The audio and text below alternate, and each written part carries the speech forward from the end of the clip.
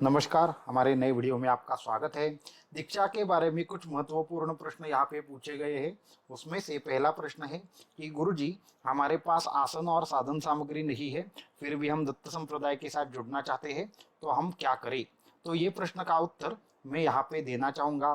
साथ में ही शक्तिपात दीक्षा क्या है, मंत्र दीक्षा क्या है और दीक्षा के माध्यम से अनुभव कौन से आते हैं, ये चीज़ें भी मैं आपके साथ शेयर करना चाहूँगा।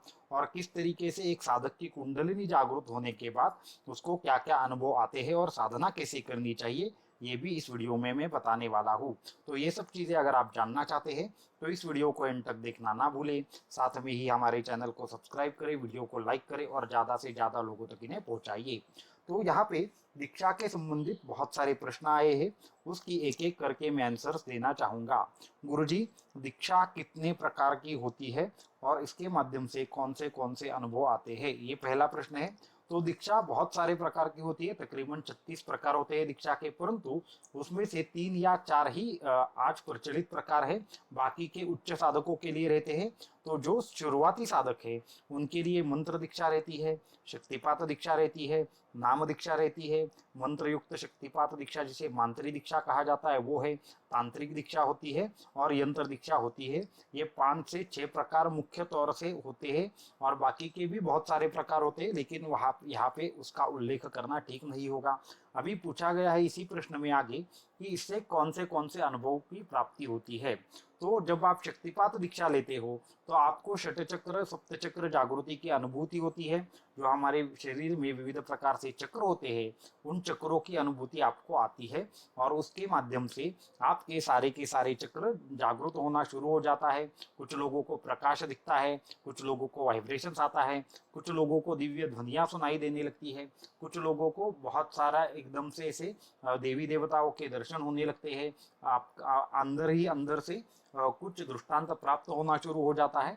ऐसे बहुत सारे अनुभव शिष्यों को आते हैं। इसके बाद है जो हमारी शक्तिपात दीक्षा हुई, उसके बाद है मंत्र दीक्षा।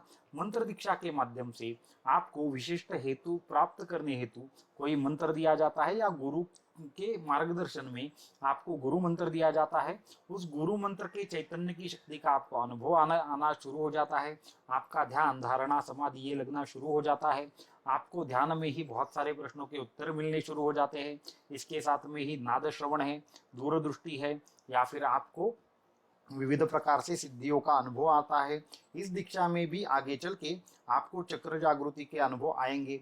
शक्तिपात दीक्षा में कुंडलिनी जागृति के जो भी अनुभव है वो मंत्र दीक्षा में भी प्राप्त होते हैं। साथ में ही इस दीक्षा के माध्यम से आपकी शरीर शुद्धि होती है, मन शुद्धि होती है, रोगों से मुक्ति होती है और आपके जो भी सांसारिक प्रश्न है वह सारे के सारे हल होते हैं। यह मुख्य तौर पर नाम दीक्षा मंत्र दीक्षा या फिर मंत्र युक्त शक्तिपात दीक्षा से होता है।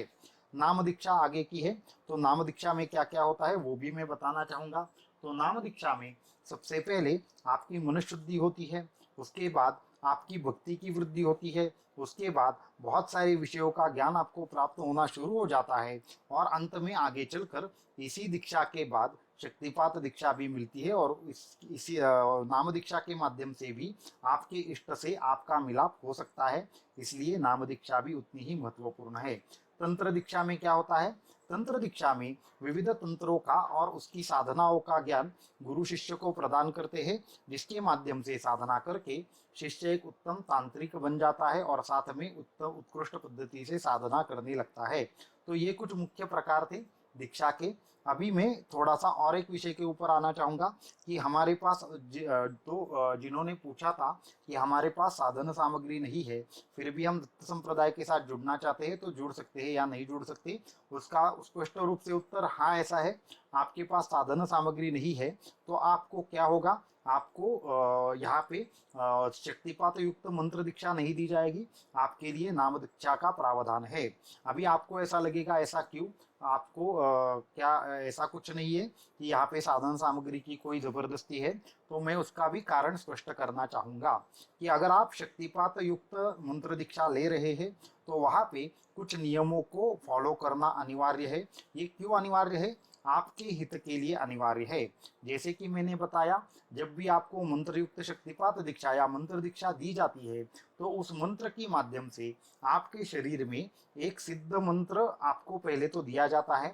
वो उस मंत्र का पाठ करते हुए आपकी कुंडलिनी जागृत होना शुरू हो जाता है, विविध चक्रों के ऊपर वाइब्रेशंस आना शुरू हो जाता है और उस मंत्र के माध्यम से बहुत सारी इलेक्ट्रोमैग्नेटिक फोर्स आपके शरीर में तैयार होना शुरू हो जाता है। अगर इस तरह की फोर्स आपके शरीर में तैयार हो रही है और आप अगर आसन के ऊपर नहीं बैठकर जमीन पर बैठे हैं, लकड़ी के आसन के ऊपर बैठे हैं या फिर शास्त्र सम्मत आसन पर नहीं बैठे हैं, तो आपको उस चीज की वजह से दुष्परिणाम देखने को मिल सकते हैं। कुछ रोगों की उत्पत्ति होना या मंत्र का प्रभाव ठीक से ना होना या फिर बीमार पड़ना या फिर विविध प्रकार से बाकी के प्रॉब्लम बढ़ना। ये मंत्र दीक्षा अगर आपने बिना आसन के ऊपर बैठे हुए ली तो ये प्रभाव आपको दिख सकते हैं मिलने को। इसलिए आपको क्या करना है, आपको अगर मंत्र युक्त शक्तिपात दीक्षा लेनी है तो आपके पास आसन होना चाहिए, माला होनी चाहिए, इसके साथ हमें साधना मंत्र सिद्धि सिद्धांत पुस्तिका होनी चाहिए। ये 3 अगर आपके पास है तो आपको हम मंत्र दीक्षा दे सकते हैं, उसमें कोई भी हमें प्रॉब्लम नहीं है।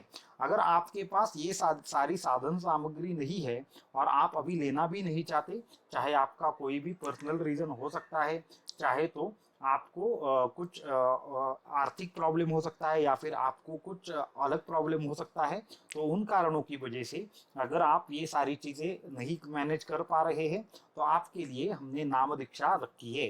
नाम दीक्षा में क्या होगा, जिस तरीके से एक मंत्र आपको मिलता है उसी प्रकार से आपको एक नाम दिया जाएगा। जैसे दिगंबरा दिगंबरा श्रीपाद वल्लभ दिगंबरा हो या फिर आपको जो श्री राम जय जय राम हो या फिर ऐसे बहुत सारे नाम हैं जो हमारे संप्रदाय में दिए जाते हैं, उसमें से कोई एक नाम आपको दिया जाएगा और उस नाम के माध्यम से आप साधना करेंगे। ये नाम की साधना करने में किसी भी प्रकार का आसन का कोई भी कंपल्शन नहीं है, माला का कंपल्शन नहीं है, इसमें से कोई भी प्रकार से आपको नियम जो रहते हैं, जो शुरुआती दिनों में शायद साधक अगर नया है तो उसको फॉलो करने में प्रॉब्लम हो सकता है, तो ऐसे अगर नियम उसको कठिन लगते हैं तो वो उसको फॉलो करने की आवश्यकता नहीं है। आप नाम साधना करें।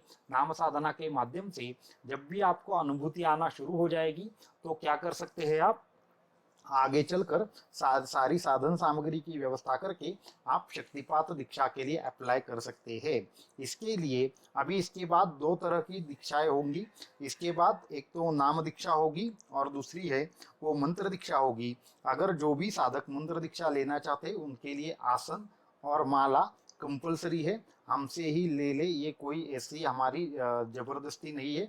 आप अपनी ओर से भी व्यवस्था कर सकते हो, लेकिन अगर हमारी ओर से आप नाम दीक्षा और मंत्र दीक्षा चाहते हैं तो उसके लिए आपको क्या करना पड़ेगा। नाम दीक्षा के साधकों के लिए तो कोई भी ऐसा नियम नहीं है, परंतु खासकर मंत्र दीक्षा के साधकों के लिए इसके बाद आसन का कंपल्शन है। तो आपके पास अपना आसन होना चाहिए, उसको कोई स्पर्श नहीं करना चाहिए, उसके साथ में उसको आपको ठीक से स्वच्छ रखना है, शुद्ध रखना है, साथ में आपको आपकी माला होनी चाहिए, वो माला भी खुद की होनी चाहिए। ये अगर सारी की सारी चीज़ें आपके पास है तो आपको मंत्र दीक्षा देने में कोई भी परेशानी नहीं है और आपको मंत्र दीक्षा लेने से पहले ये सारी चीज़ें फॉलो करेंगे तो आपको अनुभूति आएंगी, अन्यथा आपको तकलीफें होंगी। साधक को जो शक्ति जागृत होगी वही उसका नुकसान करेगी। तो ये एक स्पष्ट रूप से मैं यहाँ पे कहना चाहता हूँ। अभी नाम दीक्षा के बारे में मैं बात करना चाहूँ तो उसकी भी प्रोसेस सेम है। आपको जो अभी इसके बाद जो दीक्षा की लिंक मिलेगी उसमें 2 ऑप्शन होंगे। अगर आपके पास सारी साधन सामग्री है या आप लेने का सोच रहे हैं या फिर आप अपनी ओर से व्यवस्था करने वाले हैं तो आप नाम दीक्षा आप मंत्र दीक्षा के ऊपर क्लिक करेंगे। उसके बाद मंत्र दीक्षा और शक्तिपात दीक्षा जो रहेगी तो उसकी सारी नियमावली आपके सामने आ जाएगी। उसके बाद आपके पास जो भी साधन सामग्री है उसके फोटोज आपको कनेक्ट करने हैं और वो फोटो सबमिट करने के बाद आपको हमारी ओर से दीक्षा पत्र और आपका मंत्र मिल जाएगा। और अगर आपका आसन ठीक नहीं है, उस फोटो में ऐसा दिख रहा है कि ये शास्त्र शुद्ध नहीं है या फिर किसी अन्य मटेरियल का बना है जो अलाउड नहीं है, तो वैसा हमारी तरफ से सूचित किया जाएगा। और अगर आपके पास आसन है, सारी चीज़ें ठीक है, तो आपको डायरेक्टली मंत्र आ जाएगा। दूसरी चीज़ है नाम दीक्षा। नाम दीक्षा के लिए कोई भी नियम नहीं है, आपको सिर्फ नाम दीक्षा के ऊपर क्लिक करना है, उसके जो भी चीज़ है वो पढ़नी है और उसके बाद आपको नाम दीक्षा मिल जाएगी। शक्तिपात दीक्षा में आने वाले अनुभव अलग है। नाम दीक्षा के माध्यम से ऐसे एक ही दिन में अनुभव नहीं आते, उसमें आपको थोड़ी सी मेहनत करनी पड़ती है, उस नाम का ज़्यादा से ज़्यादा जाप करना पड़ता है और उसके बाद धीरे धीरे जैसे जैसे आपका मन शुद्ध होता चला जाएगा उस तरीके से आपको क्या होगा, धीरे धीरे इसका रिजल्ट मिल जाएगा। परंतु शक्तिपात और मंत्र दीक्षा की जो अनुभूतियाँ रहती है वो थोड़ी अलग रहती है, वो इंस्टेंट अनुभूतियाँ रहती है। तो इस तरीके का दोनों के अनुभवों में फर्क है। अगर आपको विशिष्ट प्रॉब्लम के सॉल्यूशन के लिए दीक्षा लेना चाहते हो तो उसमें नाम दीक्षा की जगह हम मंत्र दीक्षा का प्रेफरेंस देते हैं, क्योंकि मंत्र एक विशिष्ट कामना हेतु जपना मुमकिन है और आपको गुरु मंत्र ऐसा ही मिलेगा जो सभी प्रकार के आपकी जो कामनाएं है वह पूर्ण करेगा। तो ये बात हुई शक्तिपात दीक्षा और नाम दीक्षा में। तो इसके बाद ये दोनों प्रकार की दीक्षाएं आपको प्राप्त होगी। अभी और एक दीक्षा के संबंधित प्रश्न है कि गुरुजी शक्तिपात दीक्षा के बाद क्या सिद्धियों की प्राप्ति होती है क्या? तो हाँ, सिद्धियों की प्राप्ति होती है। सिद्धियों की प्राप्ति के लिए पहले आपको गुरु मंत्र का जाप करना चाहिए, उसके बाद उसके आपको मन शुद्धि कर लेनी चाहिए। मन शुद्धि कैसे होगी? अपने आप होगी, हमें करने की जरूरत नहीं है। अगर हर रोज साधना करोगे तो आपको मंत्र सिद्धि धीरे धीरे मिल जाएगी, उसके माध्यम से आपको विविध प्रकार की सिद्धियां फल स्वरूप मिलती है। सिद्धियों के लिए साधना नहीं करनी चाहिए। तो फिर सिद्धियां कौन सी होती है, ये भी एक प्रकार का प्रश्न है। तो सिद्धियां 4 या 5 प्रकार की होती है। सबसे पहले होती है जो अष्टमहासिद्धियां है वो है, दूसरी क्षुद्र सिद्धियां रहती है, इसके बाद संकल्प सिद्धि रहती है, इसके बाद कामना सिद्धि रहती है, इसके बाद स्वप्न सिद्धि रहती है, वीर सिद्धि रहती है। ऐसी बहुत सारे प्रकार इसके रहते हैं और इन सिद्धियों में जो अष्टमहासिद्धि और नवनिधि है वो सबसे अंत में मिलती है उच्च कोटि के साधकों को। साथ में परकाया प्रवेश की भी सिद्धि रहती है, विविध प्रकार से दूर बैठे लोगों की बातें सुनना, यहाँ से वो लोगों को देखना, ये भी अनुभूतियाँ आती है। ऐसे बहुत सारे साधक हैं जिनको ये सिद्धियाँ साधना के मार्ग से प्राप्त होती है या फिर हमारे भी मार्ग में प्राप्त हुई है। ऐसे बहुत सारे लोगों की अनुभूति है। इसके बाद और एक प्रश्न दीक्षा के संबंधित हमें आया है कि क्या गुरुजी हम 1 2 3 या फिर बहुत सारी जगहों से दीक्षा ले सकते हैं क्या? तो इसका उत्तर हाँ है। आप बहुत सारे गुरु कर सकते हैं। दत्तात्रेय ने भी 24 गुरु किए थे, परंतु जिस गुरु के पास आप जा रहे हैं उनकी साधना क्या है, उनका मार्ग क्या है, ये समझ लीजिए। उनका एक विशिष्ट प्रकार से स्ट्रक्चर रहेगा। जैसे मानो अगर आप एक विशिष्ट गुरु के पास गए, उस गुरु ने आपको जो मार्ग पूरा का पूरा फॉलो करने के लिए कहा तो वो पूरी तरीके से फॉलो करे और उसके बाद उस मार्ग में ही रहना है या आपको दूसरे मार्ग में जाना है ये तय कर ले। परंतु पहले तो हम सजेशन आपको देंगे कि आपको किसी भी प्रकार से 10 जगहों से दीक्षा लेकर नहीं रखनी है, इससे आपकी ही हानि होती है। किसी भी प्रकार का लाभ आपको प्राप्त नहीं होता। तो अन्य गुरुओं से भी दीक्षा ली जा सकती है, परंतु आपको एक ही साधना पूर्ण तरीके से सभी प्रकार के फल प्रदान करने में समर्थ होती है। बस आपका उसके ऊपर विश्वास होना चाहिए। अभी और एक यहाँ पे प्रश्न आया है कि गुरुजी हम साधना करते हुए विविध प्रकार से कुछ अनुभव आते हैं, उस अनुभवों का हमें पता नहीं चलता, उसके लिए क्या करें? तो देखिए, जो भी अनुभव आते हैं वो कर्म दशा की वजह से अनुभव आते हैं और उस कर्म दशा के अनुभवों का जो अर्थ है वो हर वक्त निकालना मुमकिन नहीं होता। अगर आपको देवताओं के अनुभव आ रहे हैं, देवताओं के दर्शन हो रहे हैं तो सबसे उत्तम अनुभव है। दूसरी चीज है, अगर आपको प्रकाश दिख रहा है तो आपका क्या है, आप समाधि की अवस्था की ओर अग्रसर हो रहे हैं। तीसरी चीज है, अगर आपको दिव्य ध्वनियां सुनाई दे रही है जिसे अनाहत ध्वनियां कहा जाता है, तो आपका अनाहत चक्र जागृत होना शुरू हो गया है।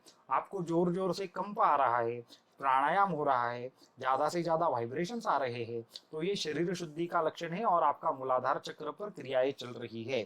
इसको छोड़कर अगर हमें विविध प्रकार की सिद्धियों का अनुभव आ रहा है तो आपको उसके लिए अलग सा गाइडेंस हमारी तरफ से दिया जाएगा।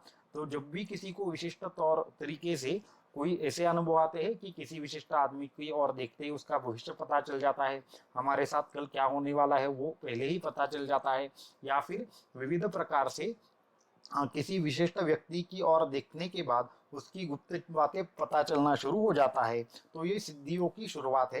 तो ऐसे अनुभव आपके लिए आपके यहाँ पे आ रहे हैं, तो उन अनुभवों का क्या किया जाए, उसको आगे किस तरीके से ले लिया जाए, और उन साधकों के लिए जो एडवांस साधना होती है वो हमारी यहाँ पे होती है, तो वो साधनाएं क्या है वो आपको आने वाले समय में पता चलेगा। तो ये ऐसे बहुत सारे प्रश्न हमारे पास है। इसकी और एक पार्ट 2 हम निकालेंगे, जिसमें साधकों के और भी कुछ प्रश्नों के उत्तर हम देंगे। तो यहाँ पे मैं इतना ही कहना चाहता हूँ कि अगर आपको शक्तिपात दीक्षा मंत्र दीक्षा लेनी है, तो आप इसके बाद 2 दीक्षाएं होगी। पहली मंत्र दीक्षा होगी और एक नाम दीक्षा होगी। नाम दीक्षा के माध्यम से आपको नाम दिया जाएगा और दूसरी दीक्षा के माध्यम से मंत्र दिया जाएगा। तो इस तरीके की चीजें हैं। आने वाले महीने की 20 तारीख के आसपास दीक्षा दिन है। तो आपको अगर अप्लाई करना है तो आप नीचे दिए हुए लिंक के साथ अप्लाई कर सकते हो। वहाँ पे आपको अगर कुछ डाउट है तो सबसे पहले उपाय तंत्रा 7@gmail.com पर हमें दीक्षा चाहिए, और नीचे जो नंबर आपका है वो दे दीजिए। उसके बाद हमारे यहाँ से कॉल आएगा या फिर आपको संपर्क सूत्र हमारा दिया जाएगा कि इस नंबर पर आपको संपर्क करना है। उस नंबर के माध्यम से आप हमें संपर्क करके आपके मन में जो भी शंकाएं है वो पूछ सकते हैं। और आपको अगर दीक्षा लेनी है तो साधना मंत्र सिद्धि सिद्धांत पुस्तक पहले पढ़े, और उसके बाद दीक्षा कौन सी लेनी है क्या लेनी है ये आप डिसाइड कर सकते हैं। तो आज के वीडियो में इतना ही। पार्ट 2 में और कुछ चीजों के बारे में जानेंगे। अवधूत चिंतन श्री गुरुदेव दत्त।